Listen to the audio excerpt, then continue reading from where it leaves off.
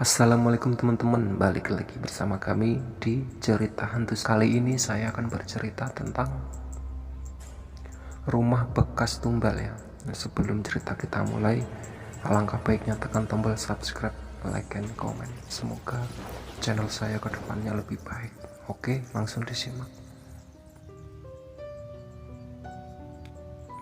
Di tahun 1985, Pak Hamka baru saja membeli sebuah rumah di kecamatan dari seorang pengusaha batik yang berasal dari Jawa Tengah.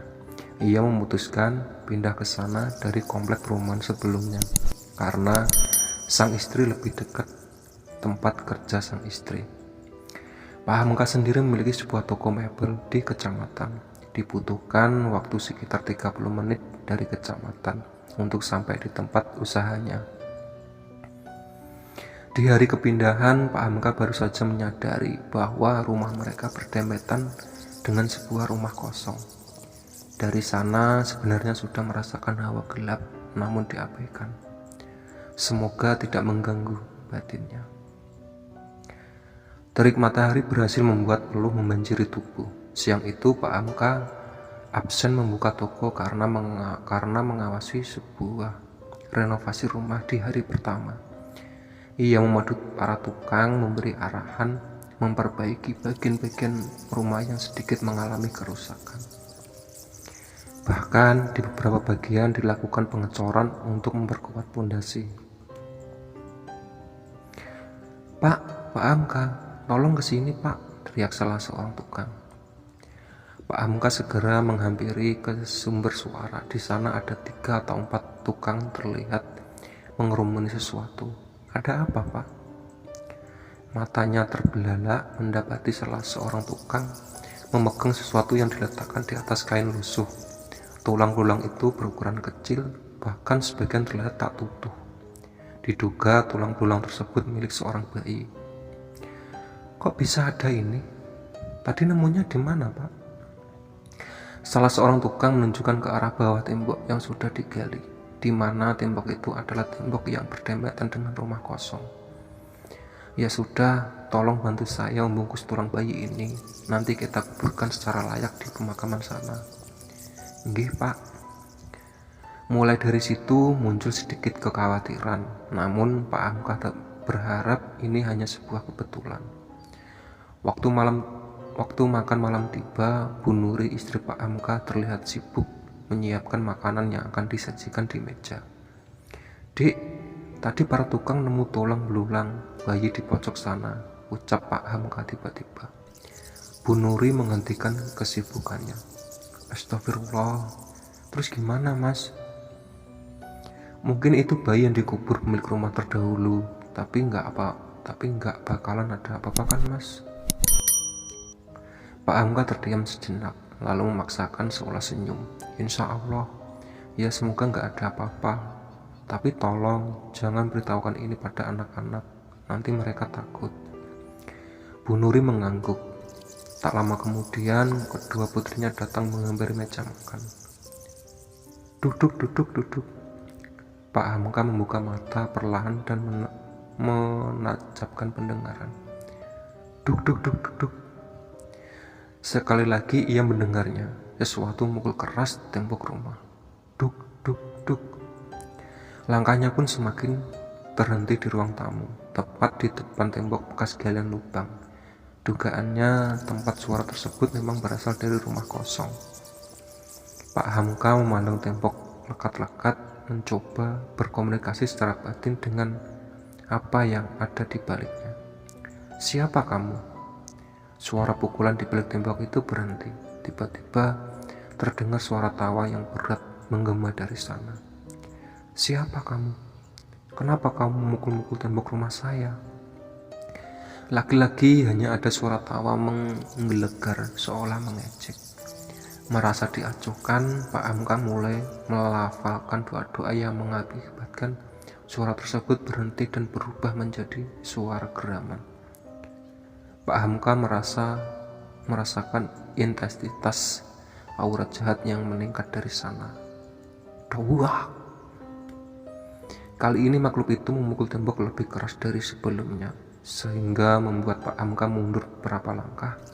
Tak lama kemudian tembok itu kembali hening.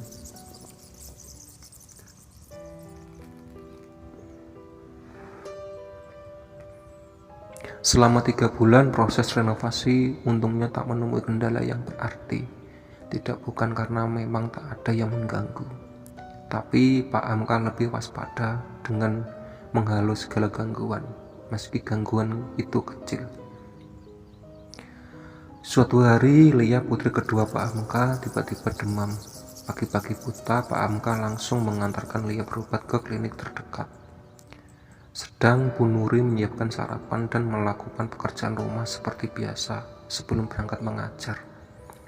Tak lama kemudian keduanya sudah pulang dari klinik. Gimana mas? Lia sakit apa?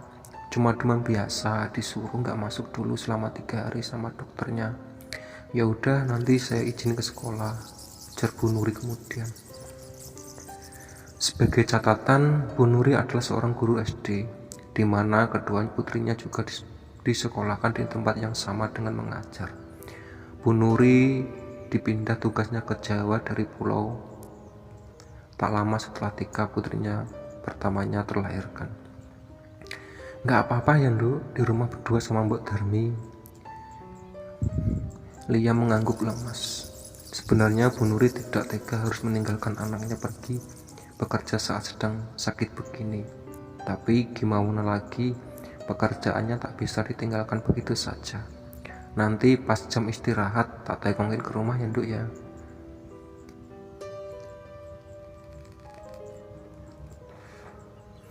Bu Nuri mengelus kepala anaknya sayang, lalu mengantarkan beristirahat di kamar. Bu Nuri sedikit lega, untungnya jarak rumah yang sekarang dengan sekolah terbilang lebih dekat. Pukul 11 siang, Lia terbangun dari tidur. Badannya sudah lumayan enakan, tapi masih lemas. Lia bosan kalau harus terus-menerus berbaring di ranjang. Akhirnya bocah berusia 7 tahun itu memutuskan untuk menonton TV saja. Loh, Mbak Lia kok malah bangun? Tegur Mbok Darmi, pengasuh sekaligus asisten rumah tangga keluarganya. Iya Mbok, bosan kalau tiduran terus. Ya sudah kalau begitu, Mbok mau jemur baju dulu. Kalau butuh apa-apa, panggil si Mbok aja ya di belakang. Lalu wanita parubaya itu meninggalkan Lia seorang diri di ruang TV. Sudah 1 jam Lia asik berkutat memandang layar berwarna hitam putih di depannya. Tak lama kemudian sayup-sayup terdengar suara ayam. Lia menoleh mencari si ayam, dan benar saja, matanya menangkap seekor ayam berwarna hitam tak jauh dari tempat berada. Loh, kok ada ayam? Lia beranjak dari posisi dan mengecek pintu depan samping yang masih tertutup. Lewat belakang juga nggak mungkin karena ada tembok tinggi yang menghalangi. Setahunya tetangga di sekitar rumah juga nggak ada yang melihara ayam. Lalu ayam ini berasal dari mana? Masuk dari mana? Karena takut si ayam buang hajat sembarangan, Lia pun bergegas mengambil sapu untuk mengusirnya. Wush, wush, wush. Saat si gadis kecil itu mengejarnya, tiba-tiba datang seorang wanita parubaya berkebaya hitam menyambar si ayam dengan cepat. Loh, si Mbok? Lia kaget dengan kehadiran Mbok Darmi yang tiba-tiba. Biar saja yang bawa ayam ini keluar Mbak, ucapnya singkat. Lalu Mbok Darmi menggendong si ayam keluar menuju pintu depan. Mbak Lia, ngapain bawa sapu? Lia kembali terlonjak kaget dan kehadiran Mbok Darmi di belakangnya. Loh, Mbok bukannya barusan di depan bawa ayam? Tanya dia memastikan. Mbok Darmi mengerutkan kening dan tampak berpikir sejenak. Lah, kan si Mbok dari tadi di belakang habis jemur baju. Lia pun kebingungan dengan kejadian barusan. Keesokan harinya kejadian sama terulang lagi, hingga di hari ketiga ayam itu muncul kembali. Lia mengintip dari balik kursi. Mbok Darmi, panggil Lia setengah berteriak. Tak ada sautan. Mbok. Tiba-tiba ayam hitam itu menoleh ke arah Lia seolah merespon. Lia mengamati si ayam penuh dengan seksama. Bulunya berwarna hitam legam, jambul juga berwarna hitam, bukan merah seperti jambul ayam pada umumnya. Kepalanya berkali-kali menggedek ke kanan dan ke kiri, sembrani melangkah maju. Lia semakin menyembunyikan diri di balik kursi. Hening. Lia mengintip lagi. "Saya bawa ayamnya keluar, Mbak." Mbok Darmi menggendong ayam, sembrani melesat melewati Lia begitu saja. Kontan saja Lia yang terkejut menangis dan langsung berlari ke dapur.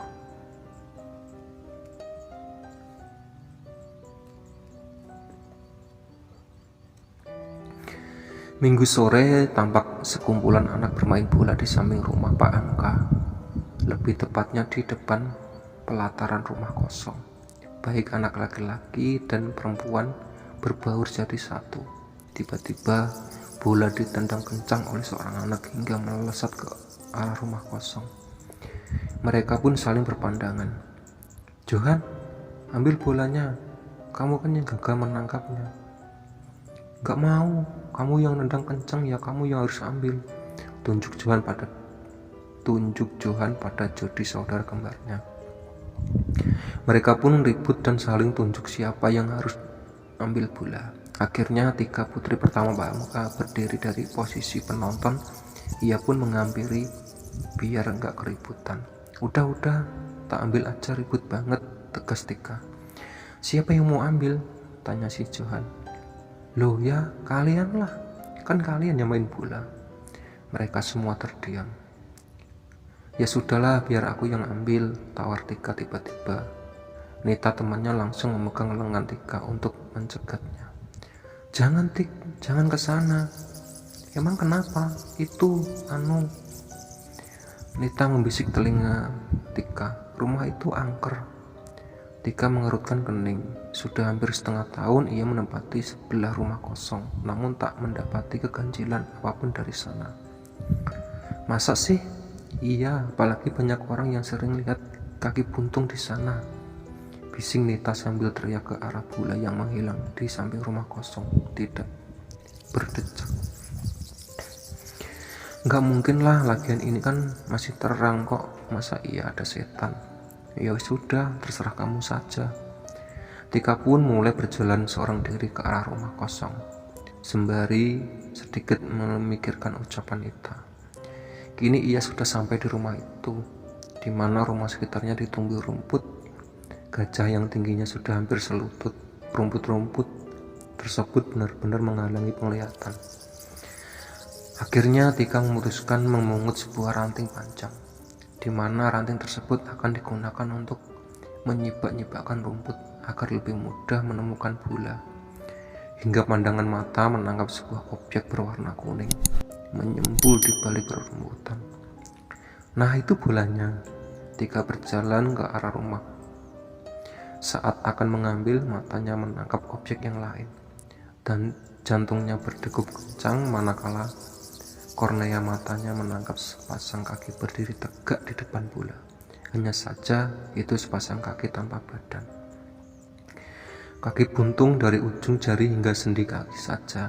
Kaki itu bergerak dengan hati-hati. Tika mulai membungkuk mengambil bola. Srek, srek. Spontan Tika menoleh kosong. Hanya rimbunan semak, matanya kembali ke arah posisi tadi, namun kaki buntung itu sudah hilang. Tanpa menunggu lagi, Tika langsung berlari sekencang-kencangnya meninggalkan tempat tersebut.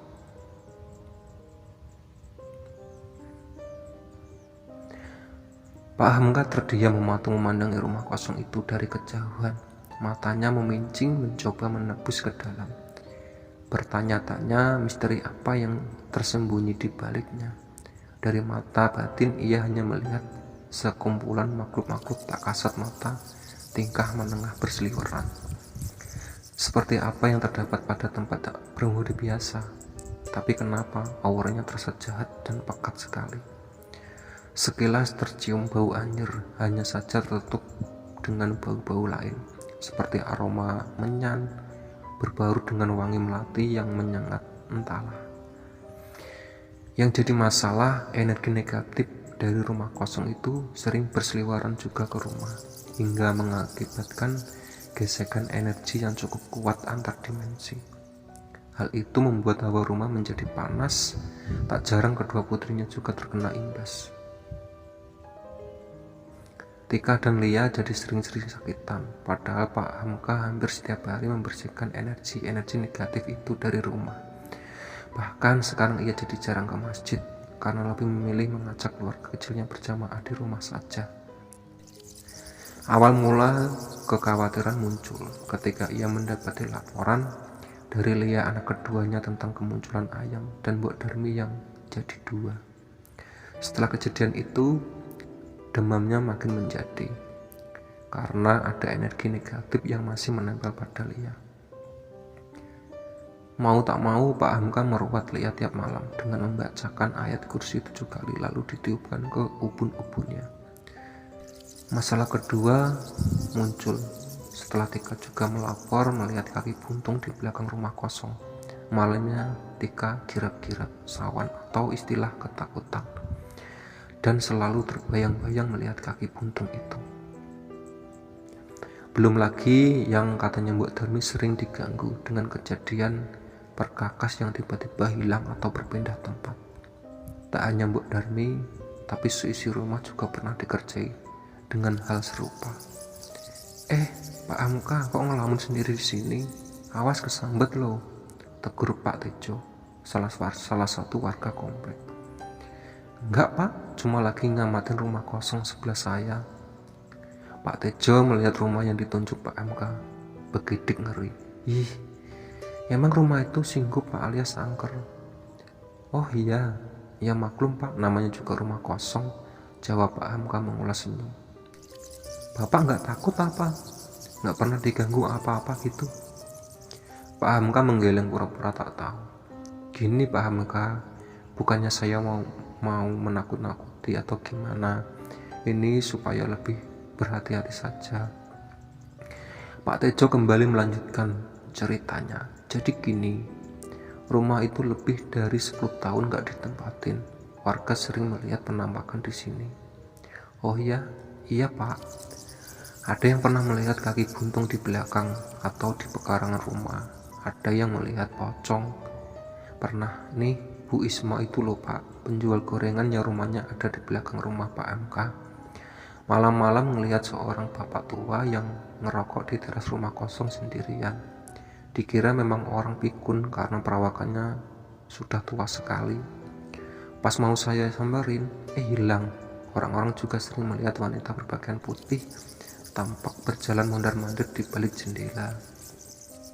Wah, ramai juga ya Pak, canda Pak Hamka. Ya ngeri Pak. Pernah ada suatu kejadian, ada maling yang malam itu dikejar oleh para peronda. Nah, 2 orang maling tersebut ternyata sembunyi di sana.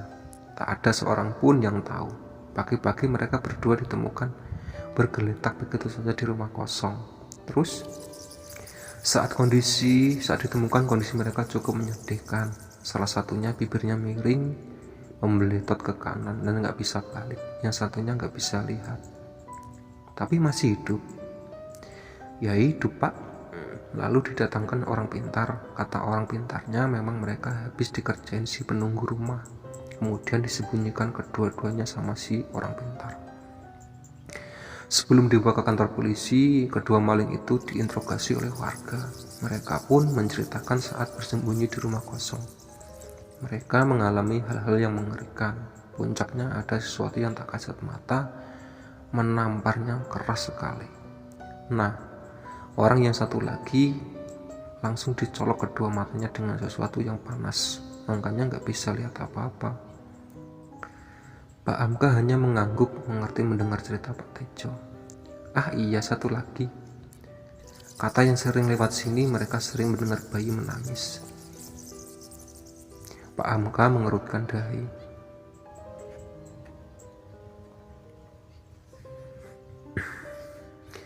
Malam itu Bu Nuri harus tidur sendirian karena Pak Hamka tidak pulang. Kalau sudah ada bisnis kelar, memang Pak Hamka bisa tidak pulang beberapa hari. Pak Hamka sendiri juga menyambi profesi jadi makelar selain usaha toko. Bidangnya pun macam-macam, kadang menangani jual beli bawang merah, bertruk-truk, jual beli tanah, kendaraan bermotor, barang antik, dan lain-lain. Pak Hamka memang tipe pekerja keras, tak mau mengandalkan suatu penghasilan saja selama masih mampu. Prinsipnya, jika kita punya 9 pintu rezeki, mengapa tidak kita buka ke 9 pintunya? Meskipun berasal dari keluarga berada dengan warisan tanah di mana-mana, Pak Hamka tidak jumawa bermanja-manja, karena sejak kecil sudah dididik keras dengan pola hidup susah. Waktu sudah menunjukkan pukul 10 malam, Bu Nuri juga mengecek kondisi anak-anak yang sedang terlelap di kamar. Ini waktunya istirahat. Bu Nuri mulai merebahkan tubuh di atas kasur, baru sejenak memejamkan mata, lalu membuka mata kembali karena merasa ada yang sesuatu berat menindihnya. Dan benar saja, ada sosok wanita berpakaian putih lusuh berdiri di atas dada. Rambutnya panjang, sebagian wajah menunduk menatap Bu Nuri dengan mata tanpa kornea. Wajahnya rusak dengan mulut menganga lebar. Bu Nuri kaget bukan main, merasa bergerak namun tak bisa.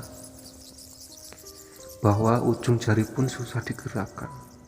Wanita itu makin kuat menindih, makin lama makin membelasakan kakinya yang samar ke dada Bu Nuri. Bu Nuri tak bisa bernafas, paru-parunya seolah terhimpit, tertutup tanpa udara, nafasnya tersengal-sengal, ingin sekali berteriak namun tak bisa. Bahkan melafalkan doa-doa pun tak mampu berkata. Bu Nuri mengucap istighfar dalam hati dengan terbata-bata. Entah saat itu rasanya berada di ambang hidup dan mati. Makin lama udara yang dihirup tak ada lagi. Mak, lihat tidur di sini ya. Bu Nuri terbangun dengan nafas tersengal-sengal. Sebisa mungkin ia menghirup udara sebanyak-banyaknya, tak mau kehilangan oksigen lagi. Badannya dingin namun berkeringat. Ia menoleh memeluk Lila. Lila pun terheran-heran menatap kondisi ibunya seperti yang habis lari maraton berkilo-kilometer. Makasih nak, makasih, ucap Bu Nuri terbata-bata. Benar, Bu Nuri baru saja mengalami ketindihan. Untung saja Lia saat itu datang ke kamar dan menyentuh tangannya, yang akhirnya bisa membuat Bu Nuri bergerak lagi.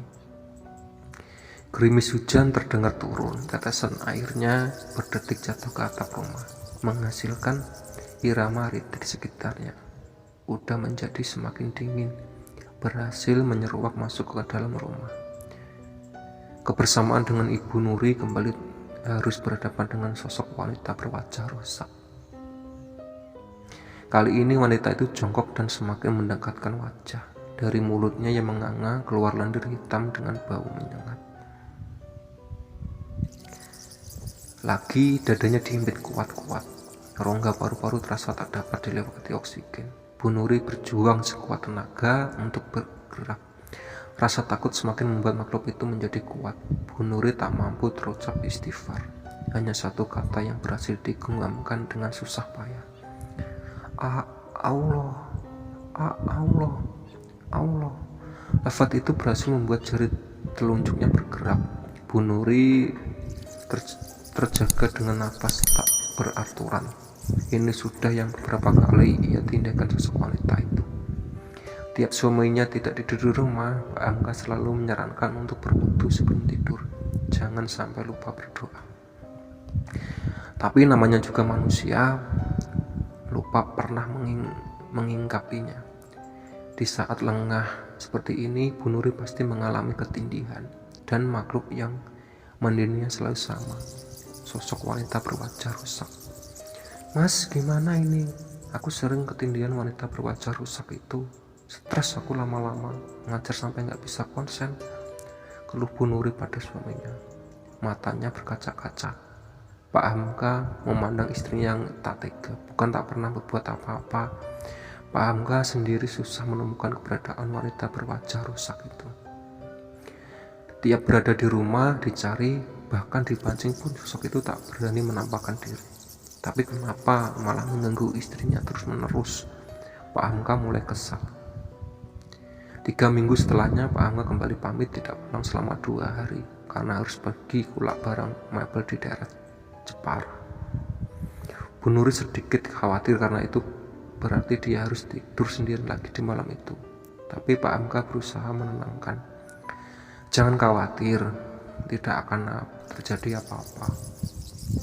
Bu Nuri memaksakan seulas senyum sembari mengangguk, lalu mencium tasing punggung tangan suaminya.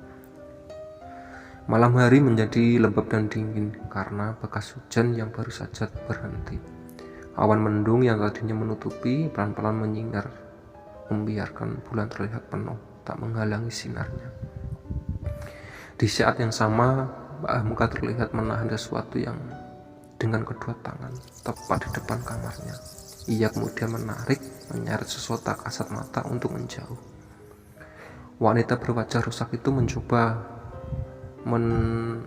menahan tali gaib yang menjerat leher. Terlihat marah namun kalah. Iya, Pak Hamka tidak benar-benar pergi ke Jepara. Ia memang pergi lalu diam-diam kembali di malam yang sama. Rencananya telah berhasil untuk menangkap si wanita berwajah rusak yang terus mengganggu sang istri. Sosok itu menangis pilu memohon untuk dilepaskan. Namun Pak Hamka tak akan tertipu. Ia sudah paham betul dengan tipu daya makhluk-makhluk seperti itu. Kamu pergi, jangan pernah kembali ke sini atau saya lenyapkan. Si sosok menangis lalu tertawa melengking setelahnya. Jangan, hihihi, nggak mau. Saya suka istrimu, baunya enak, hihihi. Ya sudahlah, berarti saya lenyapkan saja kamu. Pak Hamka mulai melafalkan doa-doa. Sosok itu mengeram dan terlihat marah. Lama-kelamaan merintih seolah kesakitan. Saya tidak bisa meninggalkan tempat ini. Tidak bisa. Jangan lenyapkan saya. Anak saya masih di sana. Pak Hamka berhenti sejenak melafalkan doa. Anak. Sosok itu kembali menangis. Anak saya, bukan. Bayi saya mati di sana. Pak Hamka berpikir sejenak. Mungkin ini saatnya mencari tahu. Meski ia tidak akan sepenuhnya mempercayai sosok itu. Kamu penghuni lama di rumah kosong itu bukan? Ceritakan apa yang ada di sana. Sosok berwajah rusak itu terdiam sejenak seolah ketakutan. Saya tak bisa bilang. Memang kenapa? Saya tidak bisa. Tapi saya akan menceritakan tentang apa yang terjadi pada saya dan bayi saya. Sosok itu terlihat duduk, kepalanya berputar perlahan, menggeledek dari kiri, depan, kanan, dan belakang. Seolah tak memiliki uras leher, sehingga mampu menahan berat kepala. Pak Hamka terdiam namun tetap bersikap waspada.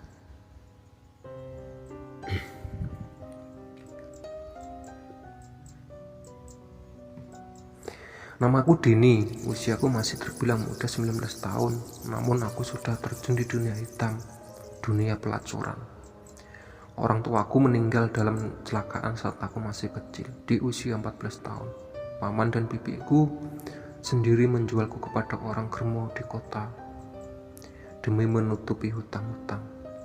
5 tahun aku bergelut di dunia malam, entah sudah berapa ratus kali melayani laki hidung belang. Aku tak peduli. Tubuh dan hatiku mati rasa. Jika kau tanya harga diri, aku sudah tak punya. Yang penting, aku tak kelaparan. Berapa kali juga aku harus menahan sakit dan bolak-balik ke dokter kandungan karena luka-luka pada alat vital. Hingga suatu malam, aku melihatnya. Aku menghisap rokokku kuat-kuat sembari duduk menggoda dan baju minim. Lelaki itu bertubuh gagah, kumis tipis menghiasi wajah tampannya. Kutaksir usianya sekitar 30 tahun. Mungkin ia seperti tertarik padaku lalu mendekat. Aku senang-senang saja jika mendapat pelanggan bagus seperti ini. Kami berkenalan, tapi pikiranku salah. Ternyata usianya sudah 42 tahun. Sungguh penampilan yang tidak terlihat tua sama sekali. Ya, usia berapapun tak masalah. Toh aku juga pernah melayani kakek-kakek. Dia banyak tersenyum padaku. Pandangannya lembut, tidak kurang ajar seperti pelangganku kebanyakan. Dalam hati pun bertanya-tanya, kenapa lelaki sempurna ini malah datang ke tempat ini? Seolah bisa membaca pikiranku, ia pun menjelaskan, aku diajak rekan bisnisku, kalau pun menolak juga tak enak. Dia tersenyum kembali, senyumnya sedikit membuat hatiku berdesir. Lalu germoku datang. Pilihan yang bagus, bos. Dini ini memang paling laris, pelanggannya pun banyak. Hahaha. Entah untuk pertama kali aku tidak suka germoku berkata demikian, terutama terhadap di hadapan laki-laki ini. Padahal biasanya dihina atau direndahkan seperti apapun aku tak peduli. Bukan seperti itu, jelas lelaki itu. Tiba-tiba germoku menyerahkan sebuah kunci ini, kamar 13. Pak Darmo sudah membayar semua biayanya. Itu. Kalau tidak mau, Dini akan aku oper ke pelanggan lain. Dia ini sudah banyak yang booking. Aku kasih penawar spesial karena kamu pelanggan baru. Spontan aku menggenggam tangannya dan menggeleng cemas. Duh, jangan biarkan aku pergi dengan pelanggan lain. Mataku seolah berbicara demikian padanya. Dengan ragu-ragu, lelaki gagah itu akhirnya menerima kunci tersebut. Aku bersorak dalam hati. Kami pun memasuki kamar, seperti malam ini akan menjadi seru. Begitulah yang kupikirkan, namun ternyata salah. Dia tidak menyentuhku sama sekali. Aku sedikit kecewa pada awalnya. Tapi lagi-lagi aku salah. Mengobrol seperti ini lebih menyenangkan daripada aku kira. Ya, tubuhku bisa beristirahat juga. Dia bilang hanya butuh teman ngobrol. Kulihat wajahnya sedikit kusam saat menceritakan tentang istrinya. Istrinya yang egois, yang tidak bisa memperdulikan suami dan anak-anaknya. Dasar wanita bodoh, malah menyanyikan lelaki seperti ini. Batinku kesal. Besok aku boleh datang ke sini lagi. Menyenangkan sekali mengobrol denganmu. Bebanku sedikit berkurang. Aku mengercep senang. Boleh, tentu saja. Tapi kenapa? Siapapun yang menghabiskan waktu bersamaku harus tetap membayar pada Bang Edi germoku. Soal itu tak usah khawatir. Lelaki itu tersenyum menenangkan. Singkat cerita, lelaki gagah yang ku tahu bernama Harun hampir setiap hari datang. Kami menghabiskan waktu hanya sekedar mengobrol-ngobrol, jalan-jalan dan makan bersama. Dan ia tak pernah menyentuhku. Untuk pertama kali, aku merasa begitu dihormati sebagai wanita. Hingga suatu hari ia bilang jatuh cinta padaku dan ingin menikahiku. Namun di bawah tangan karena tidak mungkin menceraikan istrinya. Bagaimana nasib anak-anaknya? Awalnya aku bingung. Namun karena terlanjur mencintainya, akhirnya aku iyakan. Lalu Harun menebusku dengan harga yang sangat mahal pada Bang Edi. Kami menikah di bawah tangan. Harun mengajakku pindah ke kota, di mana salah satu bisnisnya juga ada di sana. Setelah 1 bulan kemudian, aku hamil. Suamiku Harun bahagia sekali mengetahui kabar itu. Semenjak mengetahui berita kehamilanku, Harun jadi lebih sering mengunjungiku. Biasanya hanya 2 minggu sekali, tapi sekarang bisa 3 hari atau paling lama seminggu sekali. Aku tak pernah membayangkan akan bisa hidup bahagia dan senormal ini. Memasuki bulan ke-9, 2 minggu aku mengalami pembukaan pertama. Kami ke rumah sakit untuk memeriksa kandungan. Dokter bilang mungkin tak sampai 24 jam aku akan melahirkan. Harun sedikit terkejut. Dokter menyuruh rawat inap, namun Harun menolak. Akhirnya kami pulang dengan 1000 pertanyaan di kepalaku.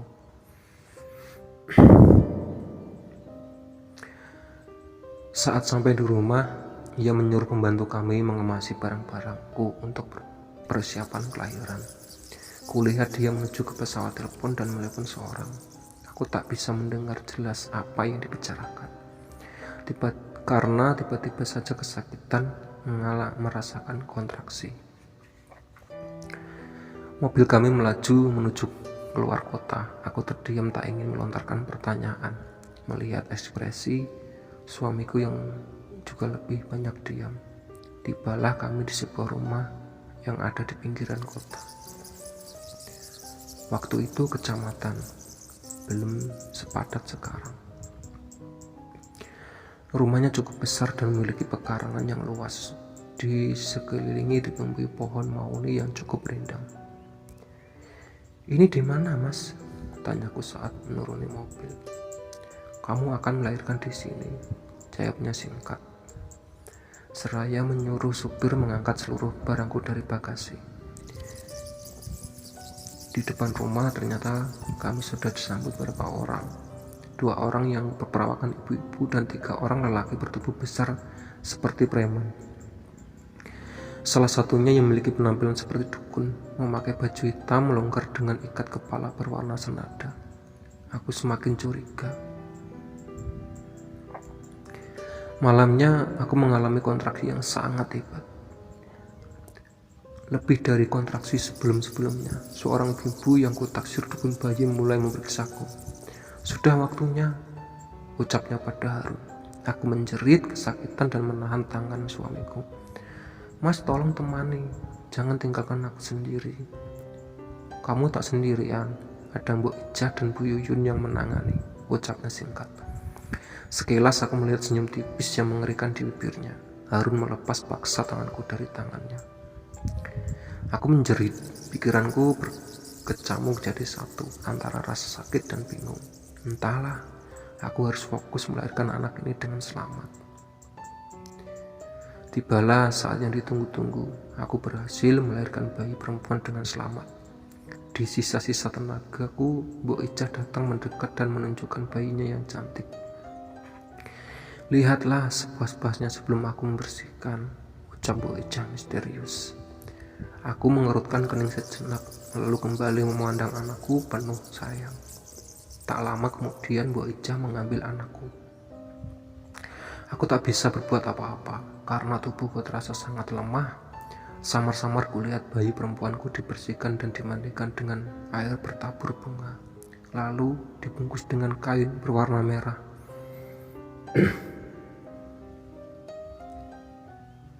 Harun mulai memasuki ruangan dan mengambil bayiku.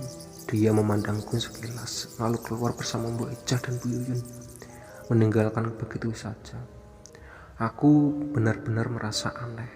Naluri seorang ibu menyuruhku untuk bergerak, memeriksa apa yang terjadi. Di sisa-sisa tenaga dan sakit yang luar biasa di selangkangan, aku mencoba terbangun dari posisiku. Kulihat sisa darah masih menempel di sekitar kaki dan kasurku. Belum dibersihkan sama sekali. Dengan tertatih aku mencoba berjalan. Langkahku memaksa untuk segera keluar dari kamar. Baru kusadari lampu listriknya hanya menerangi kamar tempatku bersalin. Sedangkan bagian yang lain dari seluruh ruangan dan lorong diterangi dengan lilin-lilin saya. Sayup-sayup ku dengar suara bayi menangis. Ku jelajahi setiap isi ruangan dan memeriksa setiap kamar. Hingga akhirnya langkahku terhenti tepat di mana suara bayi itu terdengar lantang. Aku menempelkan daun telinga pada pintu kayu jati di kamar itu, mencuri dengar seksama apa yang dibaliknya. Terdengar tangis bayi yang tersengal-sengal. Kebersamaan itu samar ku dengar orang bergumam. Tidak, bukan bergumam, tapi seolah merapal mantra dengan bahasa Jawa. Apa yang sebenarnya terjadi? Apa itu suara bayiku? Tanyaku dalam hati. Tok tok, Mas. Suara tangis bayi makin kencang. Tok tok tok, Mas Harun. Kamu di dalam bukan? Apa itu suara bayi kita? Tok tok tok tok. Karena tak ada respon, aku mencoba membuka engsel pintu namun gagal. Seolah ada yang menahan. Aku yakin bayiku ada di dalam sana. Tok tok tok, Mas. Bukan. Apa yang kamu lakuin ke bayi kita? Aku mau lihat bayiku, Mas. Masih tak ada sautan, akhirnya aku putuskan kembali menelusuri ruangan, mencari alat apapun untuk membuka pintu sialan itu. Firasatku benar-benar buruk. Aku harus tahu apa yang sebenarnya terjadi di dalam sana. Sayuku dengar suara tangis bayiku yang semakin kencang, semakin cepat detak jantungku berdetak. Aku harus gimana? Hingga akhirnya aku temukan sepasang kapang menempel di sebuah dinding yang dipasang sebagai hiasan. Aku menoleh sekitar, berpikir bagaimana cara mengambilnya.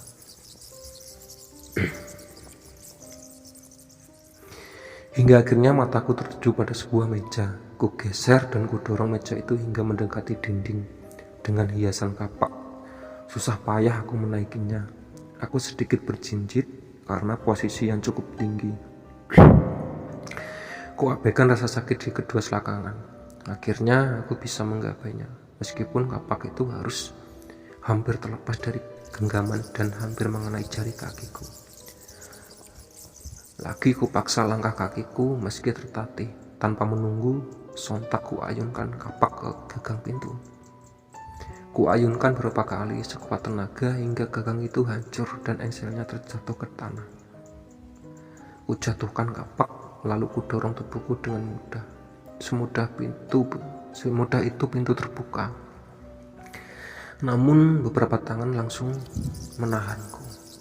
Mataku terbelalak melihat pemandangan mengerikan di depanku. Apa yang kulihat adalah seluruh ruangannya ditutupi kain berwarna merah di seluruh dindingnya.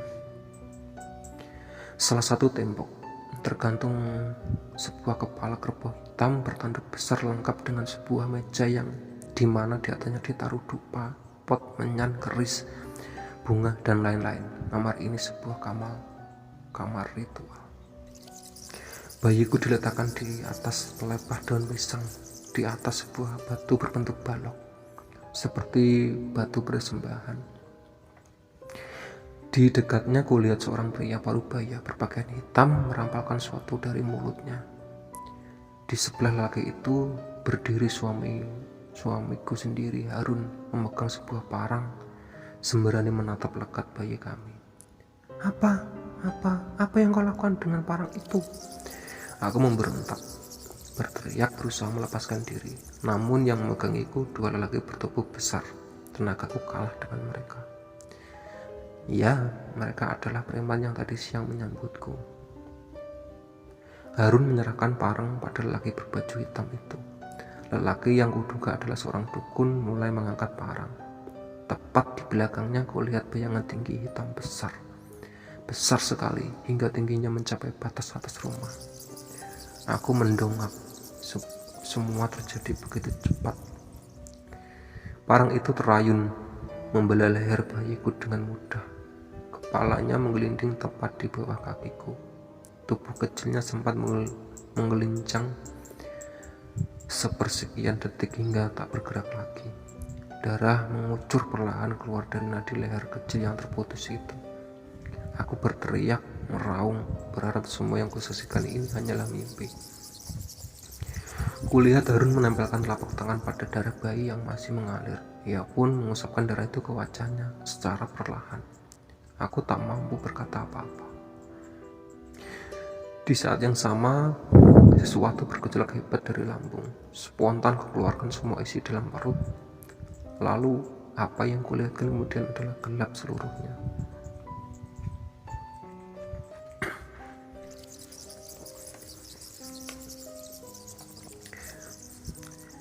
Jadi, kamu langsung mati saat itu?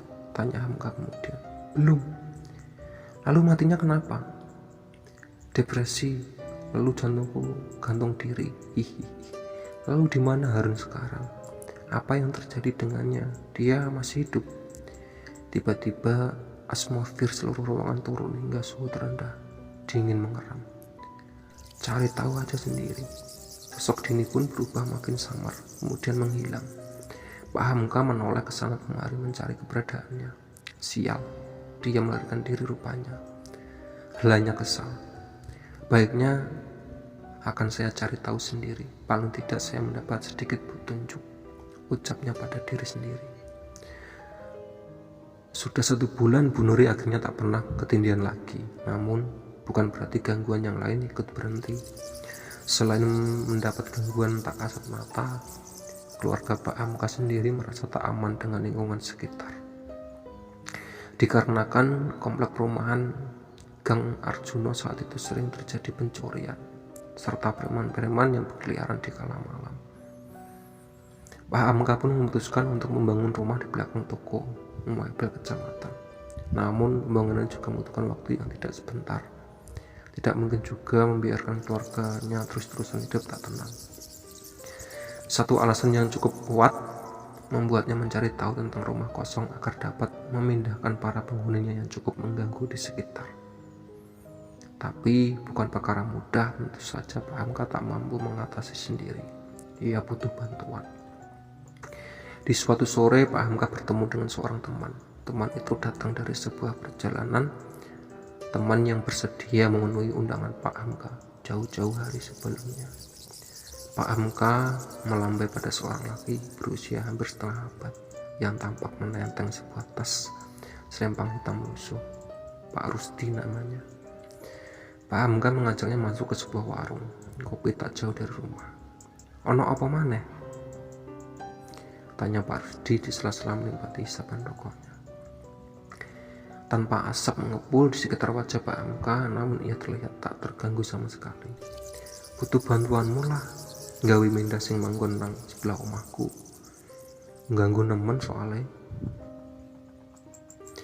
"Angel temen ta? Kok kowe ora iso mindah dhewe?" "Angel bekas tumbal soalnya, ilmuku gak sampai semono." Pak Rusdi berbecak, lalu menyesap kopi hitamnya sesaat. "Halah, gawe yo pusakamu iku ae lah. Kuat-kuat." Pak Hamka terdiam. "Moh Rus, angel gawe ini. Kadung hambu ketih iku soalnya risikonya terlalu gede." Iya sih, tapi nek kowe iso ngendhalekno sakti tenan." "Terus aku nganggep iku pusaka peninggalan turun temurun tekan mbah-mbahku, ora bakal tak gunakne, cuma tak ramut ae. Sirik engko dadine."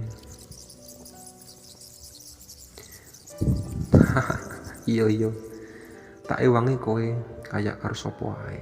Aku mung guyon, haha. Ya wis, duduhi omahe sing endi, tak delok dhisik, jawab Rusdi kemudian.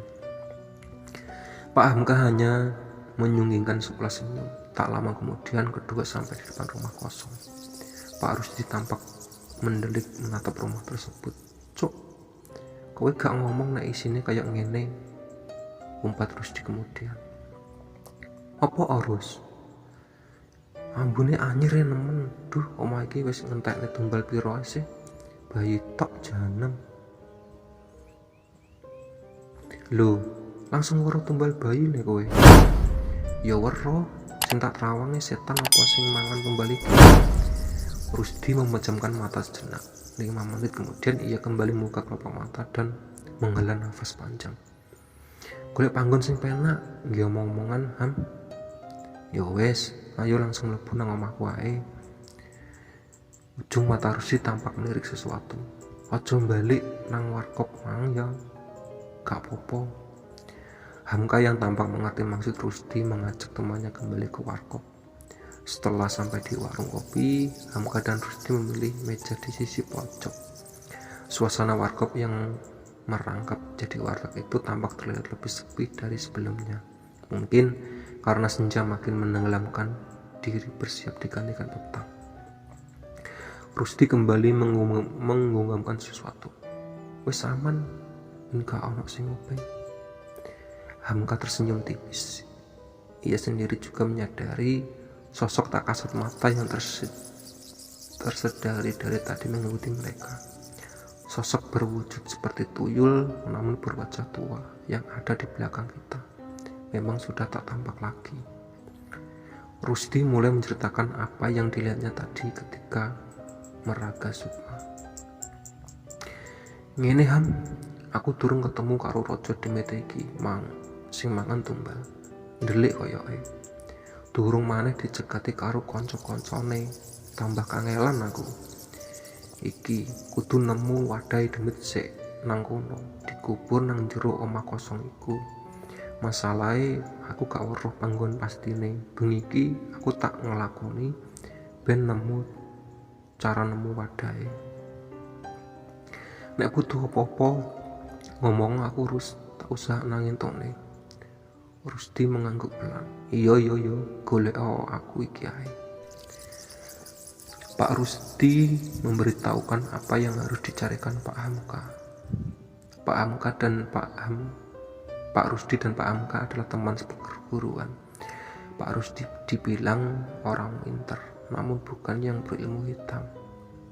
Dia memang lebih mendalami ilmu kebatinan daripada Pak Hamka sejak lama. Sedang Pak Hamka mempelajari ilmu kebatinan hanya sebagian tamping saja, selain karena alma mater pondok juga. Sesuk tak kabari. Terus kowe engko nginep nang omahku gak? Rusdi mengebaskan tangan. Gak lah, wong arep nglakoni. Aku tak turu nang omahe mertuaku sing tekan bojo kedua ae. Setahu Pak Hamka, memang rumah salah satu mertua Pak Rusdi juga terletak di kecamatan. Keesokan harinya Pak Rusdi sudah berdatang ke rumah Pak Hamka. Tampak Bu Nuri mengantarkan secangkir kopi kepada tamu suaminya, lalu meninggalkan mereka berdua. Ya, hari itu adalah hari libur karena seluruh keluarga Pak Hamka bisa berkumpul di rumah. Mlebu njero omahku, omahe iso apa ora iki kira-kira? Arep ngecek langsung. Iso koyoke, gak dikunci kok. Jare wong komplek wis gak apa-apane nang jero kuwi, dijarne ae karo sing duwi. Ya wis, ayo langsung kono ae. Pak Hamka dan Pak Rusdi berjalan menuju ke rumah kosong. Dibukanya pintu kayu yang sudah ringsek. Secara perlahan, hawa pengap dan debu langsung menyeruak ke arah mereka ya saat masuk ke dalam. Langkah-langkah itu menyusuri tiap sudut ruangan. Tembok putih lusuh yang catnya sudah banyak mengelupas. Sarang laba-laba berwarna pekat di sana sini. Bahkan di belakang bagian lantai tembok ditumbuhi tanaman-tanaman liar seperti lumut.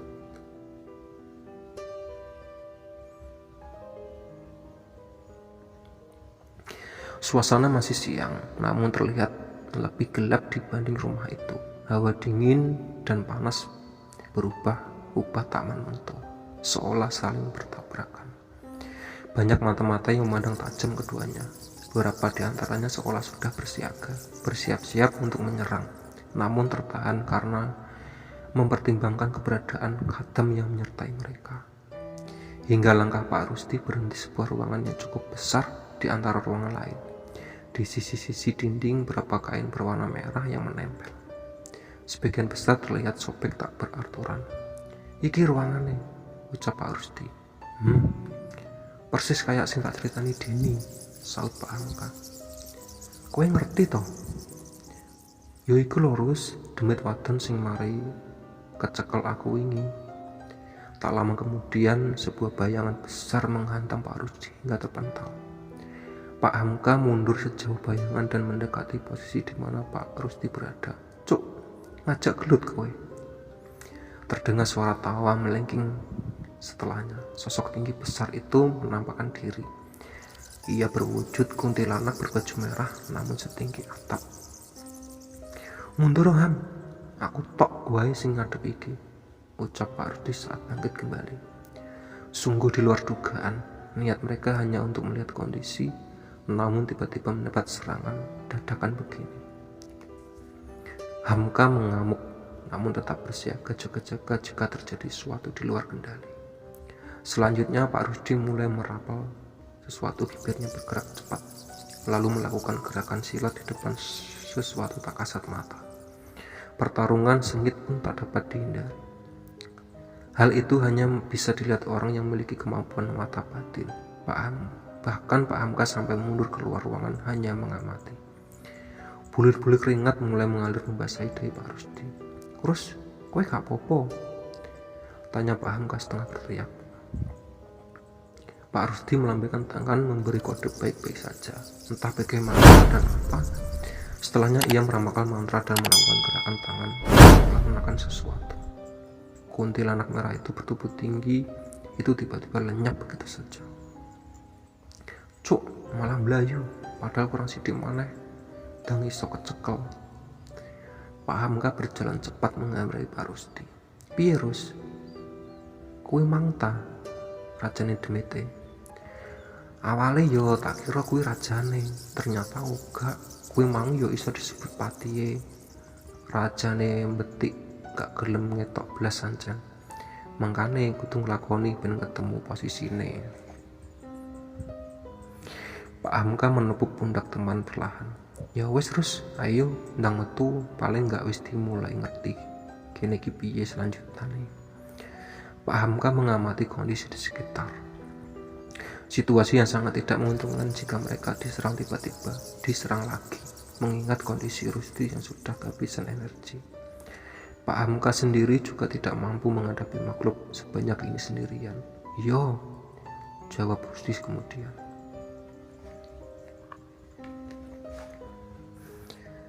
Setelah sampai di depan rumah, keduanya mendengar suatu teriakan minta tolong dari dalam. Spontan Pak Hamka langsung berlari menuju ke rumah teriakan. Dilihatnya Bu Nuri dan Lia tampak berduduk menggerumuni sesuatu di lantai. Bu Nuri menangis. Gimana ini Mas? Tika Mas, Tika. Dilihatnya Tika berbaring di atas lantai dengan telinga yang mengeluarkan darah. Pak Hamka segera menghampiri mengecek kondisi Tika dan langsung mengetuk Tika putrinya. Ayo Dik, kita ke rumah sakit. Bu Nuri mengangguk menurut. Ono apa Ki Ham?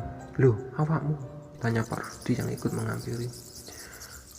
Ayo melu aku nang rumah sakit sih Rus. Pak Hamka tetap berusaha bersikap tenang meski raut khawatir masih tersirat menghinggapi wajahnya. Dengan bantuan salah satu tetangga yang mau minjamkan mobil, akhirnya keluarga Pak Hamka berhasil mengantar Tika ke rumah sakit tepat waktu. Tak berapa lama mereka mendapatkan diagnosis yang cukup mengejutkan dari dokter. Maaf, pembuluh nadi di bagian wajah sebelah kanan putri Bapak ada yang pecah dan saraf di dekat telinga kanan sedikit mengalami kerusakan. Lalu bagaimana cara menyembuhkannya? Tanpa Pak Hamka sudah tidak bisa memberikan rasa khawatir lagi. Pak, Bapak tenang saja, masih bisa disembuhkan dengan operasi. Namun bukan di sini. Saya akan memberikan rujukan ke rumah sakit baptis di kota. Banyak dokter di sana yang bisa melakukan operasi tersebut. Iya, lakukan apa saja yang terbaik untuk anak saya, Dok. Pak Hamka memberitahukan kondisi Tika pada Bu Nuri. Meski terlihat shock sesaat, Bu Nuri terlihat kembali tenang saat Pak Hamka juga memberikan solusi. Tak lama kemudian, Pak Hamka berjalan mendekati Pak Rusdi di ruang tunggu. Tak jauh dari sana. Rus, ditunda sih ya, kondisi anakku jika memungkinkan. Iya gak apa-apa Ham, kowe yang sabar ya. Kau kabari mana nek ancen wis siap. Tak golek nek dino apik ae pisan nggih proses mindhae. Suwun Rus, jawab Pak Hamka kemudian. Setelah menjalani operasi bedah saraf, Tika dirawat insentif di rumah sakit selama beberapa hari. Untunglah operasi berjalan lancar dan kondisi Tika semakin baik.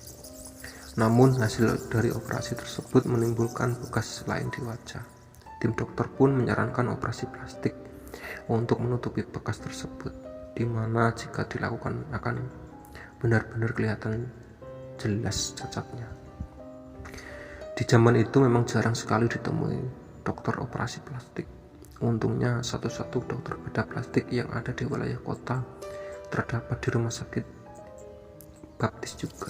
Jadi hanya Pak Hamka tak perlu repot-repot mencari lagi dokternya. Ya meskipun membutuhkan biaya yang sedikit, segala upaya akan kuusahakan demi putrinya. Menjual sebagian petak sawah yang dimiliki pun tak apa-apa. 2 bulan setelahnya, wis tah, tenan wis siap saiki? Tanya Rusdi dari sembarang pesawat telepon. Yo Rus, ndang mari, ndang wis gangguane malah nemen iki. Yo mesti ae Ham, wong wingi panggonane mari awake dhewe diwikisrui salah sijine malih nek neng anakmu. Terdengar helian nafas berat dari sebelah. Iya Rus, gak popo. Piye maneh, salahku pisan, kurang perhitungan, kurang ngati-ngati. Beneran aku wis nglakoni wingi-winginane aku wis entuk dino. Seminggu ngkas aku tak rono. Siapne ae opo-opo sing tau tak jaluki wingi yo. Iya Rus, jawab Pak Hamka kemudian.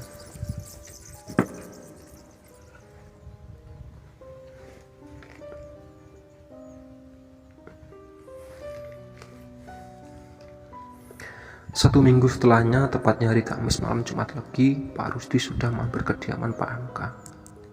Lungo Rus. Rusdi pun mengempaskan diri di atas kursi tamu ruang tengah. Sik yo, tak ngeterne keluarga nang omahe mbae. Cedak-cedak gini. Iya, santai.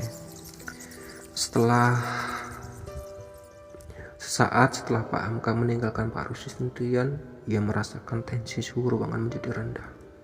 Seolah kedatangannya memang sudah diketahui oleh sosok-sosok tak kasat mata yang pernah ditemui di rumah kosong. Pak Rusdi tersenyum tipis sembari mengelus-ngelus cincin batu akik bermata hijau di salah satu jarinya. Wani kowe ngetok nang ngarepku saiki. Tampak seorang wanita berwajah pucat, memakai baju terusan panjang berwarna putih lusuh berdiri kaku tak jauh dari tempat berada. Pak Rusdi melirik ke sisi luar. Hanya wanita itu yang berani menampakkan diri di sedekat ini.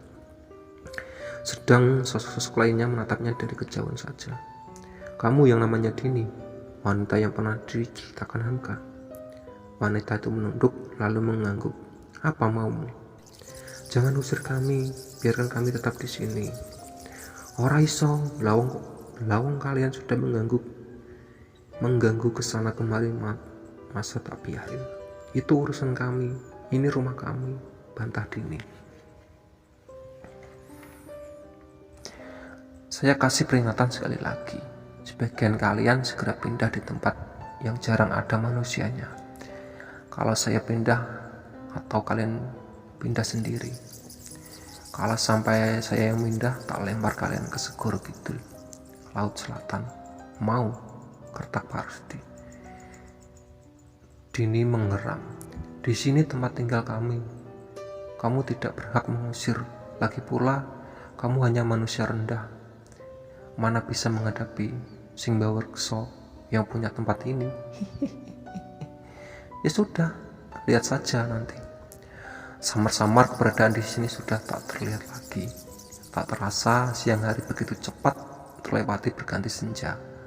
Langit bermegakan oranye mulai menghiasi. Sekelompok burung gereja berjejer rapi, terbang menuju arah pulang. Tampak Pak Hamka mengelilingi rumah kosong, sembrani menabur segenggam garam dari sebuah kresek hitam. Tujuannya untuk memberi pagar batas agar makhluk yang ada di dalam tidak melarikan diri dan makhluk yang berada di luar rumah kosong tidak bisa masuk begitu saja.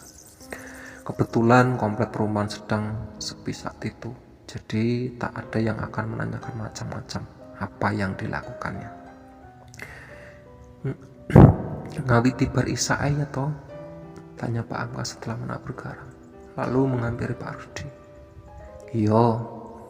Tepat pukul 8 malam, keduanya pun mulai bersiap-siap. Di saat yang sama, tiba-tiba dengar suara gebrakan yang cukup keras dari dalam kamar Pak Hamka.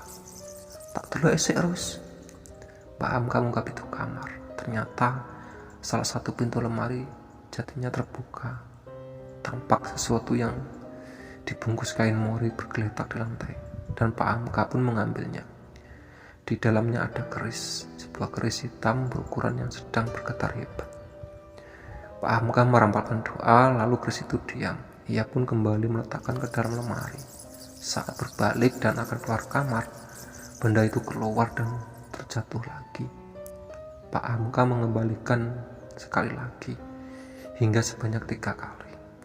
Akhirnya ia menghela nafas sembari membawa keris terbungkus kain mori dengan genggamannya.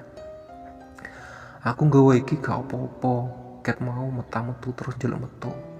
Nek gak tak jak bakal nggawe geger sing lain, sambil mengeluarkan pusaka tersebut dari bungkus kain mori.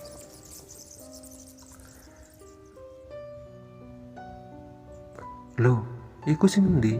Tanya Pak Rusdi. Sing tekan Aceh. Pak Rusdi berdecak. Pasalnya energi pusaka yang digenggam Pak Hamka ini saling bergesekan dengan khatam senjata yang dibawanya. Gesekan tidak terlalu besar, hanya saja bisa bergejolak sewaktu-waktu, bisa mereka sendiri yang kerepotan jika itu terjadi. Seolah bisa membaca raut tak enak Pak Rusdi, Pak Hamka pun mau menenangkan. Gak bakal tak gawe Rus, gak bakal tak copot tekan sarung, ya wes gak apa-apa. Kini mereka sudah berada di ruangan berdinding, kain merah di dalam rumah kosong.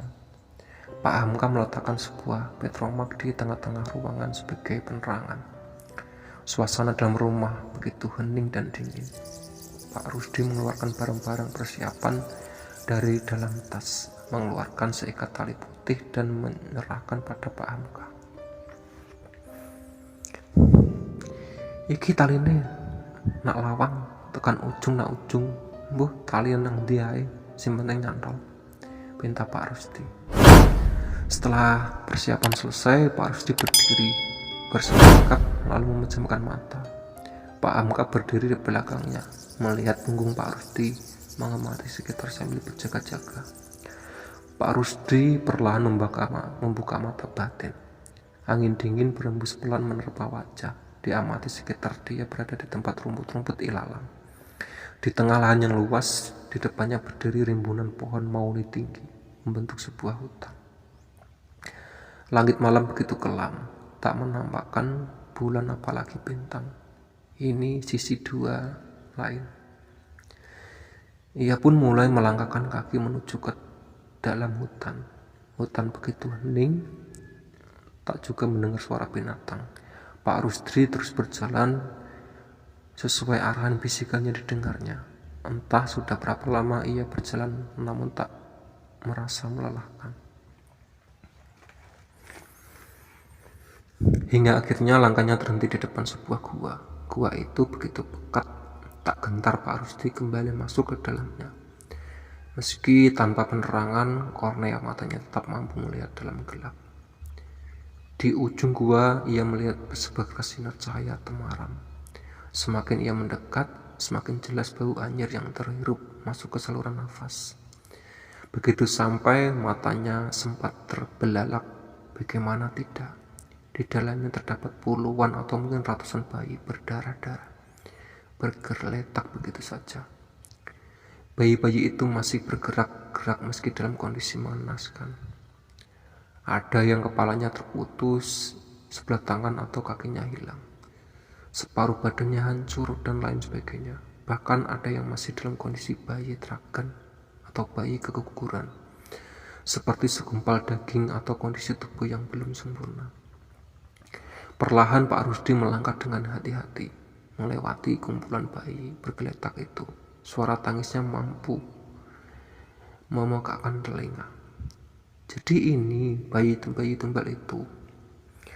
Lalu Pak Rusdi sampai di bagian gua yang lain. Di sana ia melihat sekumpulan orang yang dirantai, terbelenggu di bagian leher, tangan, dan kaki. Orang-orang itu pun kondisinya juga mengenaskan, tak jauh berbeda dari bayi-bayi sebelumnya.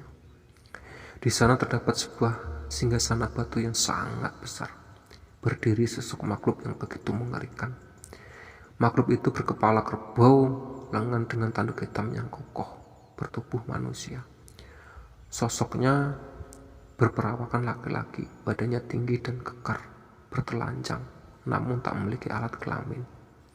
Matanya merah menyala menatap tajam Pak Rusdi. Awakmu sing wis babat anak buahku kabeh. Pak Rusdi terdiam mendengarnya. Ia pun menoleh, beradu pandang dengan seorang laki gagah berpakaian perang zaman dahulu yang kini sudah berdiri di sampingnya. Sosok itu adalah khadamnya yang sudah menjaga keluarganya dari zaman nenek moyang.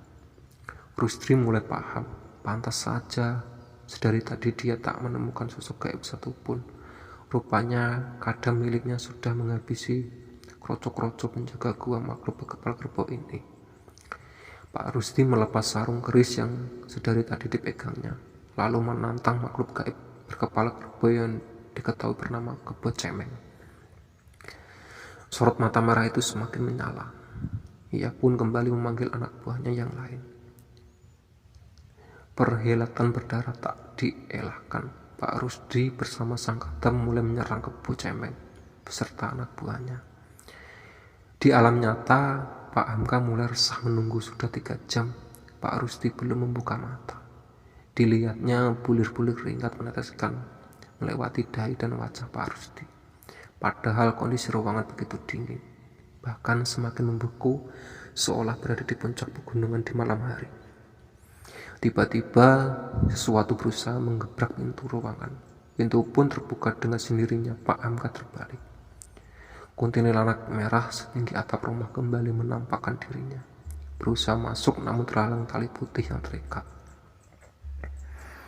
Pak Hamka membaca doa-doa, membantu menambah pagar gaib sebagai penghalang.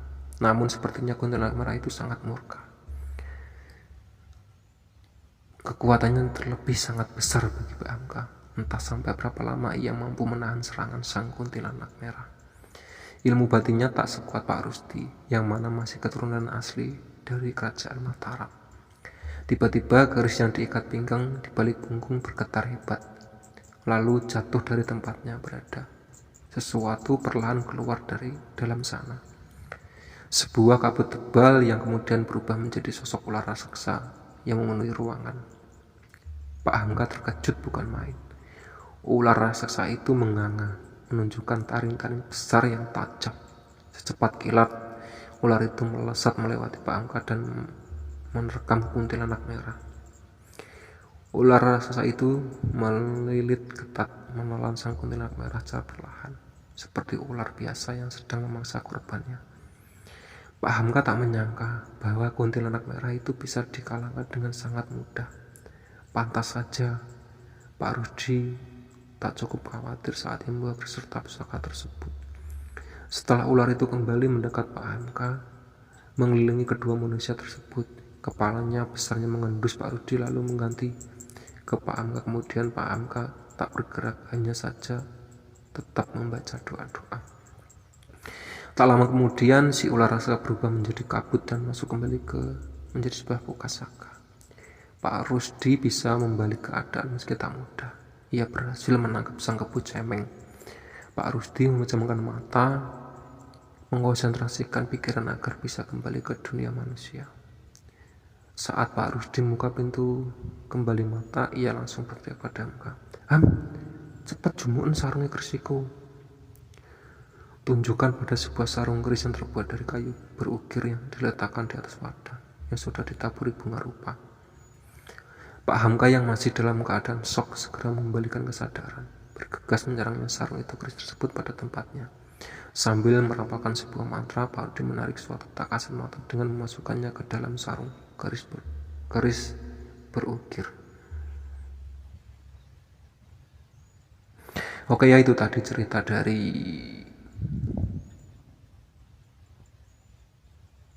Rumah Bekas Tumbalnya. Sebelum cerita aku tutup, alangkah baiknya tekan tombol subscribe, like, and comment. Semoga channel saya kedepannya lebih baik. Oke, assalamualaikum warahmatullahi wabarakatuh. Bye bye.